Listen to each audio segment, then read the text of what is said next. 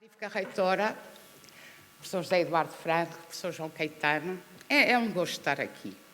É um gosto por este teatro, pela cidade e pelo projeto. E o projeto é um projeto em que eu acredito e que creio que se irá borrilando e criando caminhos que são novos. Esses caminhos novos vivem de duas questões, a meu ver. Um é de uma certa tradição e ser capaz, nessa tradição, descobrir os problemas que são inovadores. E eu hoje não trago aqui nada de especial, eu trago apenas um problema. Antes do problema em si, eu gostava de falar de um homem que é o Adolfo Correia de Rocha, um homem de Sabrosa, terra do meu pai, e que usa o nome de Miguel de Cervantes e Miguel do Unamuno, e de Torga, de que vem de urso, que é espontânea, em Portugal. Toda a gente diz que, e trocava essas impressões há bocado, antes do almoço, que o Miguel Torga tinha um desespero humanista. Ele frequentou aqui o seminário em Lamego em 1918 e depois, a dada altura, chama a atenção da polícia política com um livro que se chama Montanha. Esse livro foi em 41, foi imediatamente tirado do mercado pela polícia política, a PIDE, na altura. É republicado no Brasil, que ele exila-se no Brasil em 55, e depois é um livro que anda no mercado português, clandestino, até 68.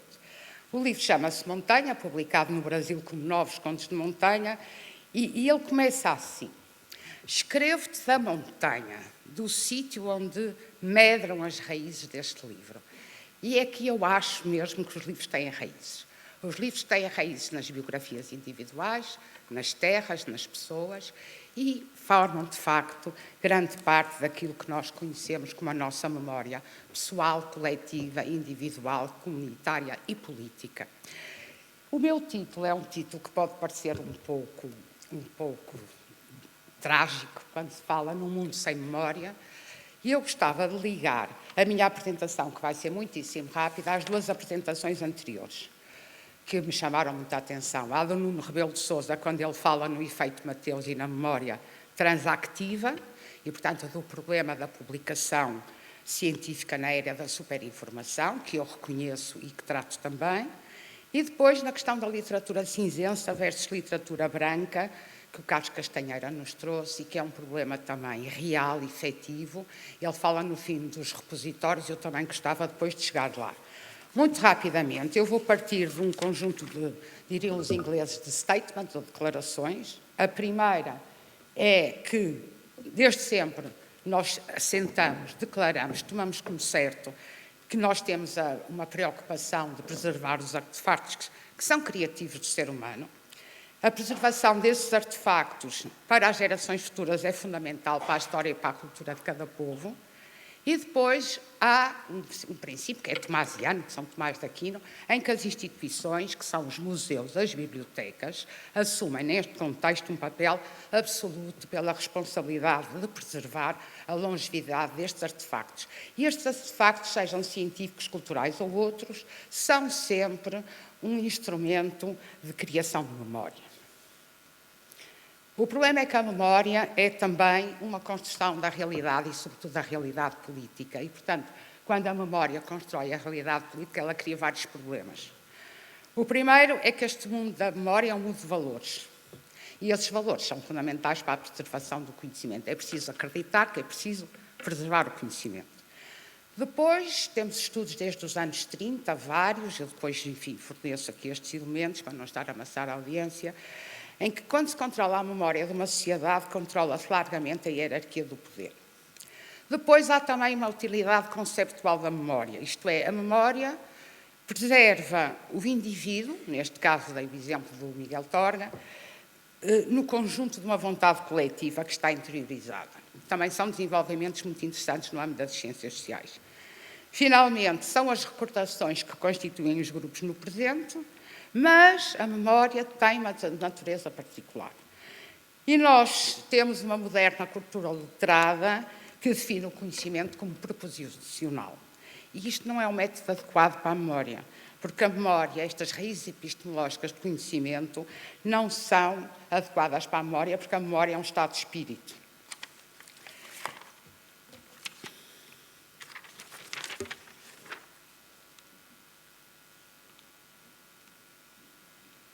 Revolução tecnológica, vou avançar muito rapidamente, toda a gente já sabe o que é. Um mundo que produz um valor, um conjunto, um volume gigantesco de informação registada, muitos suportes, muitos formatos. Temos a possibilidade técnica que as gerações atuais produzem e registem muito mais informação do que toda a informação que registamos pelas milhares de gerações que nos precederam. E uma parte crescente dessa informação tende a ser registada em suportes e formatos digitais. É verdade que nós podemos hoje consultar um conjunto de informação produzida pelas gerações que nos antecederam, particularmente dos últimos 5 séculos, digamos assim, com a imprensa, como sabemos, mas temos que garantir, temos que ter a certeza que as gerações do futuro vão ter acesso à informação de igual forma. O que é que se passa com a nossa informação digital? Nós já não trabalhamos sem as ferramentas digitais. É um material muito simples, pode ser criado e disseminado através das modernas redes de comunicação, a qualidade dos resultados obtidos são excelentes e, portanto, todos nós adotamos este tipo de ferramentas. O material digital, como todos os materiais de suporte físico, isso eu não tenho dúvida, e não físico, tem problemas estruturais. E esses problemas estruturais colocam em risco a sua longevidade.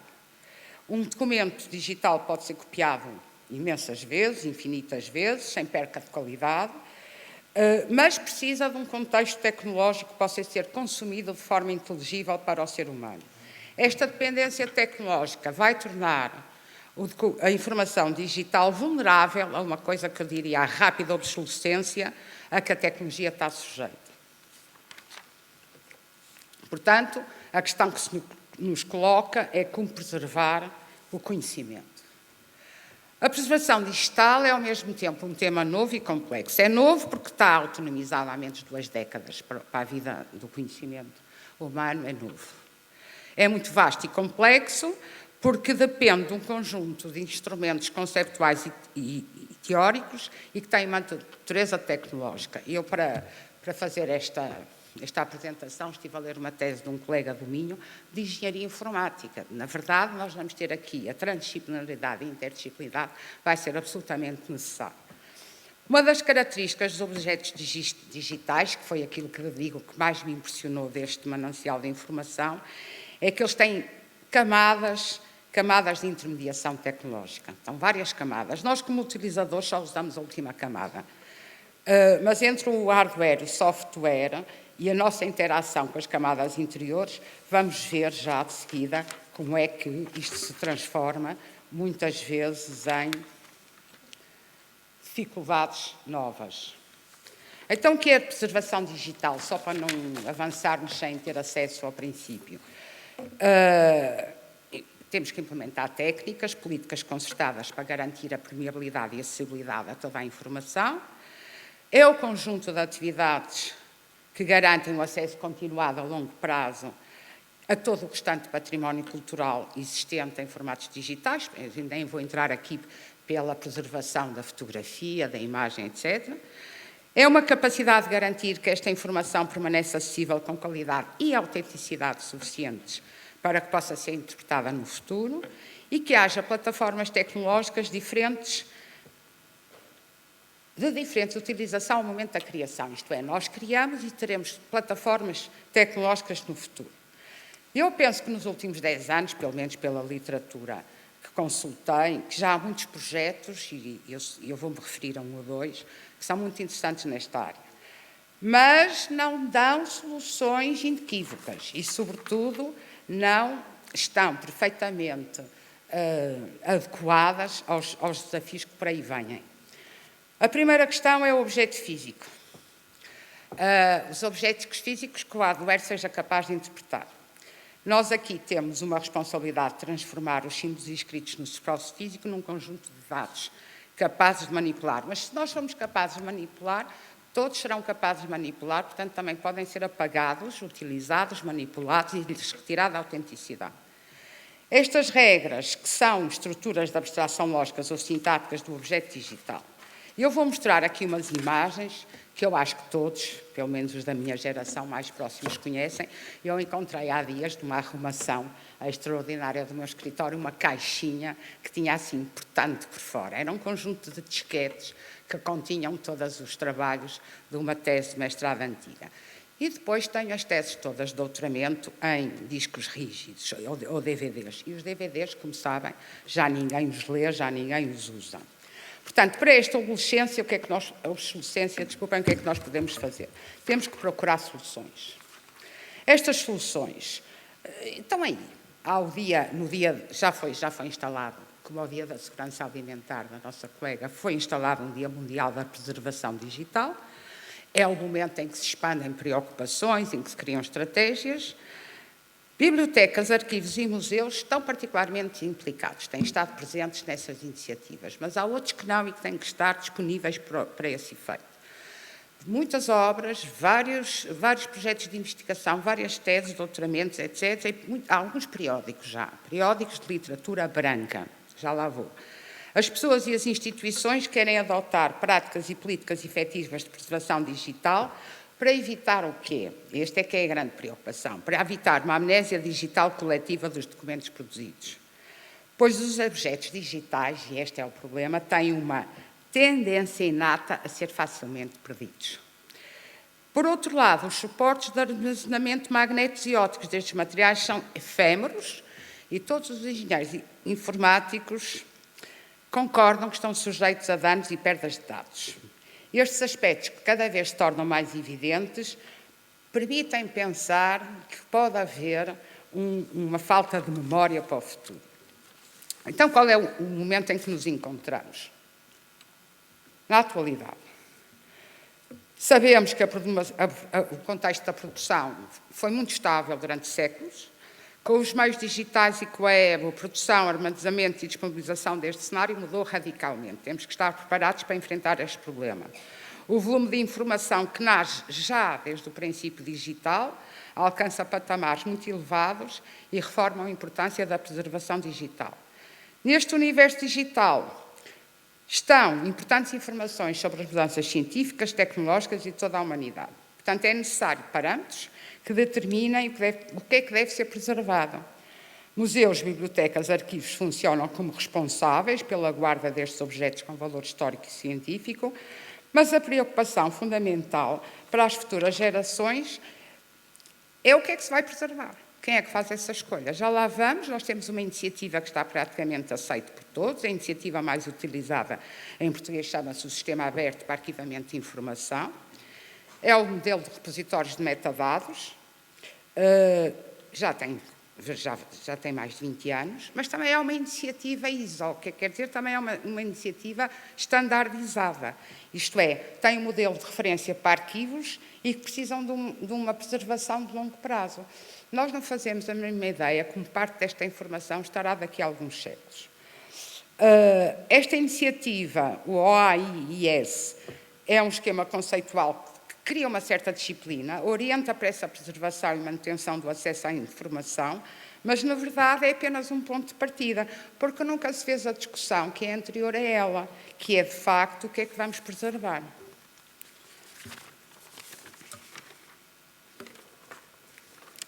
Ora, há alguns indícios que são particularmente preocupantes. Em 2020, houve várias investigações, uma delas sobre o DAOJ, que eu acho que refiro em segundo lugar, como vocês sabem, é o Diretório dos Jornais Abertos.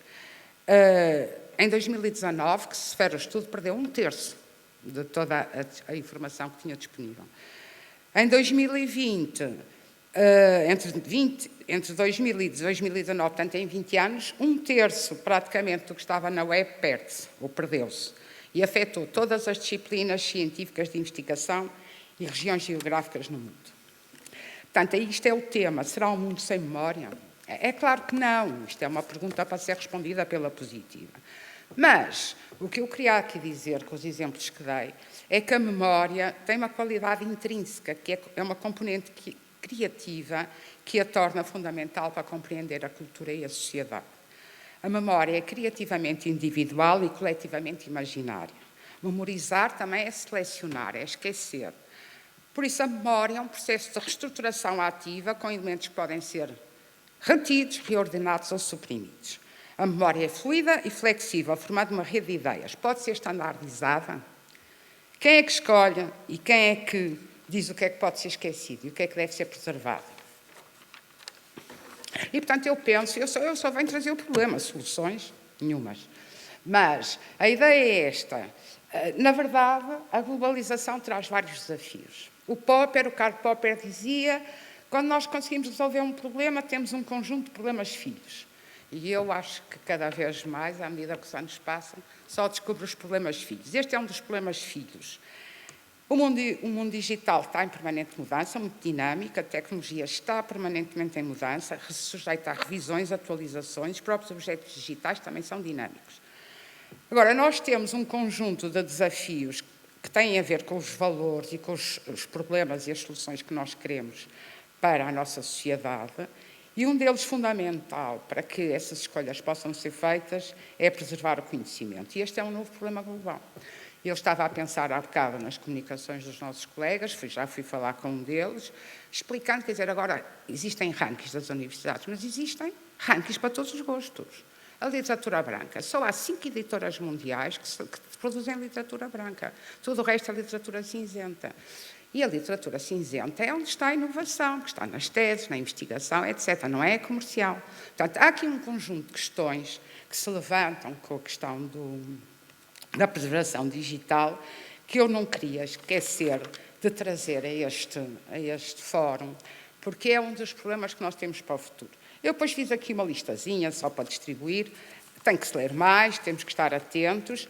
Tenho que lhes agradecer a paciência de ouvir estes disparates, agradecer muito aos meus distintos colegas também e agradecer a vossa atenção. Muito obrigada.